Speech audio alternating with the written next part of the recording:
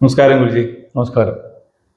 ഇന്ന് എനിക്ക് പറയാനുള്ളത് എന്താന്ന് പറഞ്ഞാല്, ബ്രഹ്മലോകത്ത് സ്ഥിരമായിട്ടൊരു പൂജയോ അങ്ങനത്തെ കാര്യങ്ങളൊന്നും ഇല്ല. അതായത് ഞാൻ ഉദ്ദേശിക്കുന്നത് സാധാരണ അമ്പലത്തിൽ നടക്കണ പോലെയുള്ള 3 നേരമുള്ള പൂജകള്, അല്ലാണ്ട് ആരെങ്കിലും ഭക്തന്മാര് വരുമ്പോ അവർക്ക് അർച്ചന ചെയ്യാൻ പറ്റുക, ഇതൊക്കെയാണ് സാധാരണ അമ്പലത്തില്. ബ്രഹ്മലോകത്ത് അതൊന്നും ഇല്ല. അപ്പോ എന്താണ് ഇത് കൊണ്ട് ഉദ്ദേശിക്കുന്നത്? എന്താണ് ആൾക്കാരോട് പറയാനുള്ളത് ഇത് ഇല്ലാത്ത ഒരു കാരണം? എന്താണ് ഞാനിങ്ങനെ ചോദിക്കാൻ ഒരു കാരണം എന്ന് പറഞ്ഞ്, ഞാൻ അവിടെ ഉള്ളപ്പോൾ എൻ്റെ അടുത്ത് ഒരാൾ ചോദിച്ചു, എന്താണ് ഒരു അർച്ചന ചെയ്യാൻ എന്താണ് വഴി, ഇവിടെ ഇങ്ങനെ പൂജകളൊന്നും ഇല്ലേന്ന് ചോദിക്കാനിടയായി. അതുകൊണ്ടാണ് ഞാൻ അങ്ങയോട് ചോദിക്കുന്നത്, ആൾക്കാരൊക്കെ ഒന്ന് അറിഞ്ഞിരിക്കാൻ വേണ്ടിയിട്ട്. തീർച്ചയായിട്ടും വളരെ സന്തോഷം. ബ്രഹ്മലോകം സ്ഥാപിച്ചത് തന്നെ നമ്മുടെ പൂർവ്വ വൈദിക് സിദ്ധാന്തം അനുസരിച്ചിട്ടാണ്, തത്വം അനുസരിച്ചിട്ടാണ്. അതായത് ആദ്യകാലത്തിൽ എങ്ങനെ ഉണ്ടായിരുന്നു ആ സിദ്ധാന്തത്തിലാണ് നമ്മളിവിടെ ബ്രഹ്മലോകം സ്ഥാപിച്ചിരിക്കുന്നത്. നമ്മുടെ രാജ്യത്ത് അല്ലെങ്കിൽ ലോകത്തുള്ള പല ക്ഷേത്രങ്ങളും അങ്ങനെയല്ല. അത് നമ്മൾ വേദകാലത്തിനിപ്പുറം ഉള്ള, നമ്മൾ അഗമ അല്ല ചിലർ ആഗമ എന്ന് പറയും, ആ തത്വം അനുസരിച്ചിട്ടാണ് അതെല്ലാം ചെയ്തിരിക്കുന്നത്. ഇതിൽ തെറ്റും ശരിയൊന്നും ഞാൻ പറയുന്നില്ല, എല്ലാം ശരിയാണെന്ന് തന്നെ വിശ്വസിക്കുന്ന ഒരാളാണ് ഞാൻ. അപ്പൊ നമുക്ക് ബ്രഹ്മലോകത്ത് എന്താണ് ഒരു പ്രത്യേകത എന്ന് വെച്ചാൽ, മറ്റുള്ള അമ്പലത്തിലുള്ളത് മാതിരി അവിടെ ഒരു നട അടപ്പോ നട തുറപ്പോ ഒന്നുമില്ല. പിന്നെ അവിടെ മൂർത്തി സങ്കല്പവും അല്ല, അവിടെ ദൈവസങ്കല്പമാണ്.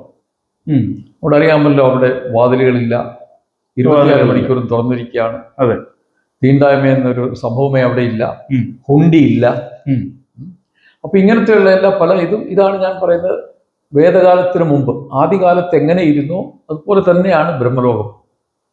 ക്ഷേത്രവും പ്രതിഷ്ഠകളും എല്ലാം അങ്ങനെ തന്നെയാണ് അവിടെ ചെയ്തിരിക്കുന്നത്. അപ്പോ നമ്മള് ഒരു 4 കാല പൂജ ആദ്യം നടത്തിയിരുന്നു. നമ്മൾ കൊറോണ വരെ അങ്ങനെ ചെയ്തിരുന്നു. കൊറോണ വന്നപ്പോൾ ഒരു പെട്ടെന്നൊരു മാറ്റമാണ് നമുക്ക് ലോകത്ത് തന്നെ ഉണ്ടായത്. അതെ. നമുക്കറിയാൻ പറ്റാത്ത പല കാര്യങ്ങളും കൊറോണ നമ്മളെ അറിയിച്ചു. അതെ. അന്ന് വരെ തൊട്ടുകൂടാൻ പാടില്ല എന്ന് പറയുന്ന, അടിച്ചു മാറ്റുന്ന ആൾക്കാരെ പോലും കെട്ടിപ്പിടിക്കേണ്ടുന്ന ഒരു സാഹചര്യം ഉണ്ടായി കൊറോണ സമയത്ത്. ഇതെല്ലാം നമ്മൾ കണ്ടതാണ്. അപ്പോൾ കൊറോണ കഴിഞ്ഞപ്പോൾ, കൊറോണ സമയത്ത് അറിയാമല്ലോ, വലിയ വലിയ ക്ഷേത്രങ്ങൾ പോലും അടച്ചിട്ടു. അതെ. പൂജ നടത്താൻ ഒക്കാതെ വരുന്ന ഒരു സാഹചര്യമുണ്ട്. അതെ. ദൈവങ്ങളൊന്നും അവിടെ നിന്ന് ഓടിപ്പോയിട്ടില്ല. അതെ. ഞാൻ മനസ്സിലാക്കുന്ന ദൈവങ്ങൾ അവിടെ തന്നെ ഉണ്ട്. അതെ. ബ്രഹ്മലോകത്തും അതുപോലെ തന്നെ ദൈവങ്ങളൊക്കെ അവിടെ തന്നെ ഉണ്ട്. പൂജ ദൈവത്തിന് ആവശ്യമില്ല എന്ന് പറയുന്ന ആളാണ് ഞാൻ. പൂജ മനുഷ്യന് വേണ്ടിയാണ്. വിളക്കും ദൈവത്തിന് ആവശ്യമില്ല. നമ്മളവിടെ സോളാർ ലൈറ്റ് അവിടെ ഘടിപ്പിച്ചിട്ടുണ്ട് എല്ലായിടത്തും. ബ്രഹ്മലോകം മൊത്തം സോളറൈസ്ഡ് ആണ്. അത് ശരി. രാത്രി ഏത് ഭക്തൻ വന്നാലും, രാത്രി എപ്പോൾ വന്നാലും ശരി, അതിനകത്ത് വെളിച്ചമുണ്ട്, സോളാർ വെളിച്ചമുണ്ട്. അത് ശരി. ഓക്കെ. അപ്പൊ അങ്ങനെയുള്ളിടത്ത് ഒരു വിളക്ക് നമ്മൾ പണ്ട് മുതൽ കത്തിച്ചു വിരിക്കുന്ന വിളക്ക് അവിടെ വരുന്നവർ കത്തിക്കുന്നൊക്കെ ഉണ്ട്. നമ്മുടെ പൂജാരി അവിടെ ഇടയ്ക്കിടയ്ക്ക്, നമ്മുടെ എസ് കെ പട്ടി സാറാണ് ഇപ്പോൾ അവിടെ പൂജ നടത്തുക. അദ്ദേഹം വരുമ്പോൾ അവിടെ വിളക്ക് കത്തിക്കുന്നുണ്ട്. നമ്മളിതിനൊന്നും എതിരല്ല, ഞാൻ പറഞ്ഞു ചെയ്തോളൂ. പക്ഷെങ്കിൽ വിളക്ക് കത്തിച്ചെങ്കിൽ മാത്രമേ അമ്പലമാകൂ, ഞാൻ അതിനെ വിശ്വസിക്കുന്നില്ല. ദൈവത്തിന് പ്രഭയുള്ളൂ. ദൈവത്തിന്റെ പ്രഭ ഇതിലൊന്നും അല്ല ഇരിക്കുന്നത്. ദൈവത്തിന് വിളക്കിന്റെ ആവശ്യമില്ല. ദൈവം തന്നെ വിളക്കാണ്. ദൈവമാണ് നമുക്ക് വഴികാട്ടി തന്നെ. ദൈവത്തിൻ്റെ നമ്മളൊരു പ്രത്യേക ഒരു വിളക്ക്, ഒരു കുറച്ച് എണ്ണ ഒഴിച്ച് ഒരു തിരി വിട്ട് ദൈവത്തിനാണെന്ന് പറഞ്ഞ് വെക്കരുത്. ഞാൻ അതിനോടില്ല. നമുക്ക് കാണാനാണ് വിളക്കൊക്കെ വന്ന എന്തുകൊണ്ടാണ്. ഒരു കാലത്ത് ഇരുണ്ടടച്ച് കിടന്നിരുന്ന ഒരു കാലം ഉണ്ടായിരുന്നു, നമ്മുടെ പൂർവ്വകാലം. അന്ന് ഇതൊന്നുമില്ല, നമുക്ക് ഇതുപോലത്തെ ലൈറ്റോ ഇലക്ട്രിസിറ്റി ബൾബ് ഒന്നുമില്ല. അന്നൊക്കെ വിളക്കേ ഉള്ളായിരുന്നു. വിളക്ക് കത്തിച്ചെങ്കിലേ വെട്ടം കാണുമായിരുന്നു. അതാണ് വിളക്കിന്റെ അർത്ഥം. അത് ദൈവത്തിനല്ലായിരുന്നു. പിന്നത് വന്ന് വന്ന് വന്ന് വന്ന് അമ്പലത്തിലാക്കി. അവിടെയും വൈകുന്നേരം വെളിച്ചമൊന്നുമില്ല, ഒരു വിളക്ക് കത്തിച്ചു വെക്കണം. നമുക്ക് ബ്രഹ്മലോകത്ത് സോളാർ ലൈറ്റ്സ് ഇഷ്ടം പോലെ, നല്ല പ്രകാശമാണ് അവിടെ. അവിടെ ഒരു വിളക്ക് കത്തിച്ച് കാണാൻ പോലും ഒന്നുമില്ല. അപ്പോൾ ഒരു അന്ധവിശ്വാസത്തിലോട്ട് മൂവ് ചെയ്യാൻ എനിക്ക് താല്പര്യമില്ല. ഞാൻ പറഞ്ഞു. അപ്പം ഞാൻ അവിടെ എന്നോട് ആൾക്കാർ ചോദിച്ചിട്ടുണ്ട്, എന്താ ഗുരുജി ഇതുപോലെ ഇത് പൂജയില്ല? ഞാൻ പറഞ്ഞു, പൂജ ദൈവത്തിന് ആവശ്യമില്ലല്ലോ. ഞാനൊരു ഉദാഹരണം പറയാം. നമ്മളവിടെ ഈ എല്ലാ വർഷവും നമ്മുടെ ബ്രഹ്മോത്സവം നടത്തും. നമ്മുടെ ഏപ്രിൽ 12 എല്ലാ വർഷവും. അപ്പോൾ അവിടുത്തെ ഉള്ള ഒരമ്മ എന്നോട് വന്ന് പറഞ്ഞു, അവർക്ക് കുറേ പശുക്കളുണ്ട് വീട്ടിൽ, അവർക്ക് വലിയ സന്തോഷം, ആ പാലെല്ലാം ഇവിടെ കൊണ്ട് അഭിഷേകം ചെയ്യാൻ അവർക്കൊരു നേർച്ച മാതിരി. ഞാൻ പറഞ്ഞു, തൊഴുതുകൊണ്ട് ഞാൻ പറഞ്ഞു, അമ്മ ആ പാലൊക്കെ കുളത്തുകൾക്ക് കൊടുക്കും, അടുത്തുള്ള കുട്ടികൾക്ക് കൊടുക്കും. ഇതുകൊണ്ട് നമ്മൾ ഇതിലൊന്നും ഒഴിച്ചുകൊണ്ടൊന്നും ഒരു കാര്യമില്ല. ദൈവത്തിന് ഇതിനൊന്നും ആവശ്യമില്ല. ദൈവത്തിന് പാലും തേനും ഒന്നും വേണ്ട.